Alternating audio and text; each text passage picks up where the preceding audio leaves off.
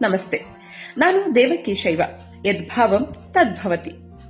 ಈ ವರ್ಷದ ಪ್ರಾರಂಭದಲ್ಲಿ ಅಂದ್ರೆ ಜನವರಿ ತಿಂಗಳು ಅತಿ ಹೆಚ್ಚು ಸಾಮಾಜಿಕ ಜಾಲತಾಣದಲ್ಲಿ ಚರ್ಚೆಯಾಗಿದ್ದು ಈ ಒಂದು ಪೆಂಗ್ವಿನ್. ಈ ಪೆಂಗ್ವಿನ್ ಸಂಪೂರ್ಣ ಪೀಳಿಗೆಗೆ ತಮ್ಮದೇ ದಾರಿಯನ್ನ ಆಯ್ಕೆ ಮಾಡಿಕೊಡಿ ಅನ್ನೋ ಪ್ರೇರಣೆನ ನೀಡಿತು. ಇದರ ಅರ್ಥ ಬೇರೆಯವರ ಮಾತಿಗಲ್ಲ, ನಮ್ಮ ಮನಸ್ಸು ಹೇಳುವ ದಾರಿಯನ್ನ ನಾವು ಆಯ್ಕೆ ಮಾಡ್ಕೋಬೇಕು ಅಂತ. ಈಗ ಮತ್ತೆ ಈ ಪೆಂಗ್ವಿನ್ ಅನ್ನ ನೆನಪಿಸ್ತಾ ಮತ್ತೊಮ್ಮೆ ಸಾಮಾಜಿಕ ಜಾಲತಾಣದಲ್ಲಿ ಈ ತಿಂಗಳು ಚರ್ಚೆಯಲ್ಲಿರೋದು ಈ ಪಂಚ್ ಅನ್ನೋ ಕೋತಿಮರಿ.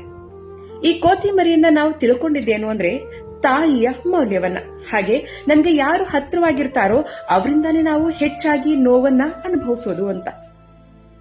ಜೀವನದಲ್ಲಿ ಅಟ್ಯಾಚ್ಮೆಂಟ್, ಆಸಕ್ತಿ, ಸ್ವಾತಂತ್ರ್ಯ, ನೋವು, ನಂಬಿಕೆ, ಬಿಡುವಿಕೆ ಅಂದ್ರೆ ಲೆಟ್ಟಿಟ್ಕೋ ಇವೆಲ್ಲವೂ ಕೂಡ ಪಾಠಗಳೇ. ಬೆಳವಣಿಗೆ ನಿಧಾನವಾದ್ರೂ ಅದು ನಮ್ಮನ್ನ ಬಲಿಷ್ಠರನ್ನಾಗಿ ಮಾಡತ್ತೆ. ಇದರಿಂದ ನಾವು ಅರ್ಥ ಮಾಡ್ಕೋಬೇಕಾಗಿರೋದೇನು ಅಂದ್ರೆ ಗಾಯಗಳು ಕ್ಷಣಾರ್ಧದಲ್ಲಿ ಗುಣವಾಗೋದಿಲ್ಲ. ನಂಬಿಕೆಯೊಮ್ಮೆ ಒಡೆದು ಹೋದ್ರೆ ಮತ್ತೆ ಕಟ್ಟೋಕೆ ಅದಕ್ಕೆ ಸಮಯ ಹಿಡಿಯತ್ತೆ.